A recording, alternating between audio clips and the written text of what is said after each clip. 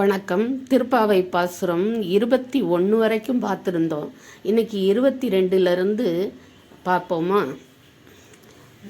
22வது பாசுரம். அங்கண் மாஞாலத்து அரசர் அபிமான பங்கமாய் வந்து நின் பள்ளிக்கட்டில் கீழே சங்கம் இருப்பார் போல் வந்து தலைப்பெய்தோம். கிங்கினி வாய்ச்செய்த தாமரை பூ போலே செங்கன் சிறுச்சிறிதே எம்மேல் விழியாவோ.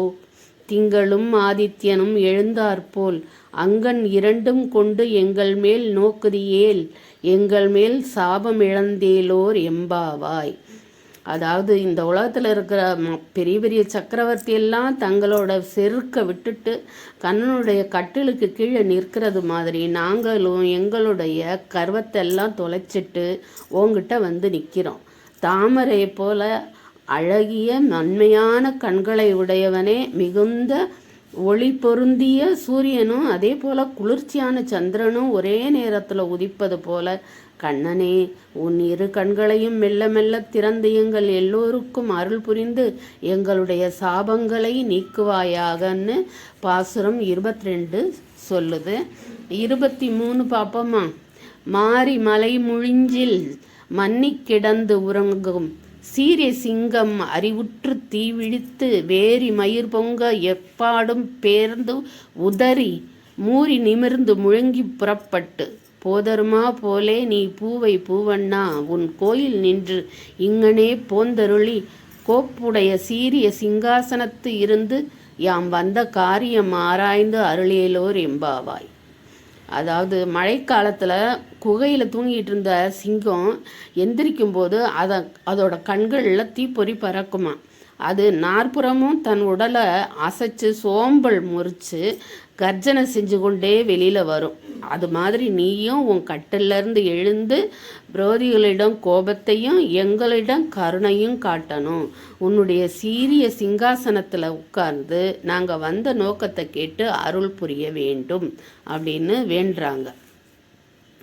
இது பாசுரம் 23 படித்தோம். இப்போ 24 பார்க்கலாமா?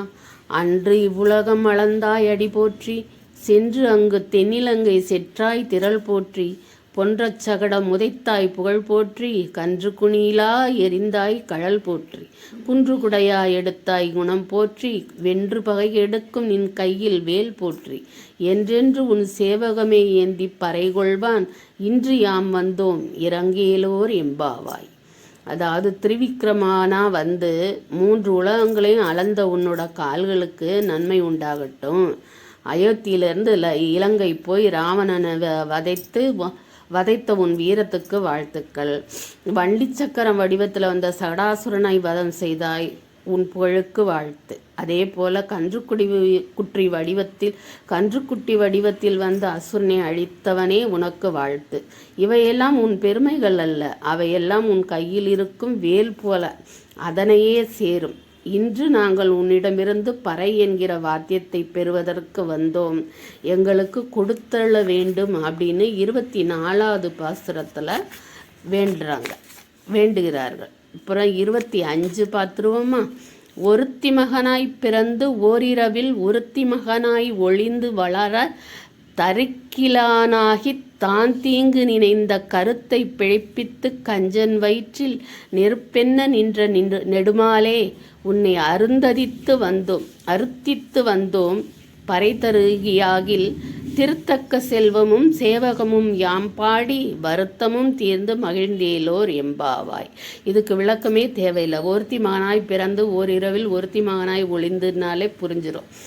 தேவகைக்கு சிறைச்சாலையில் பிறந்து அன்னைக்கு இரவே கோகுலத்தில் யசோதையிட்ட ரகசியமாக வளர வந்து சேர்ந்தார். உன்னை அழிக்க முயற்சி செய்த கம்சன் வயிற்றில் நெருப்பாக இருந்தார்.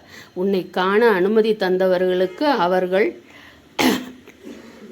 வேண்டும் செல்வமும் நாங்கள் வேண்டும் பறையையும் எங்களுக்கு தந்தா நாங்கள் எங்களுடைய துன்பங்கள் நீங்க பெறுவோம் அப்படின்னு 25வது பாசுரத்தில் பாடியிருக்காங்க.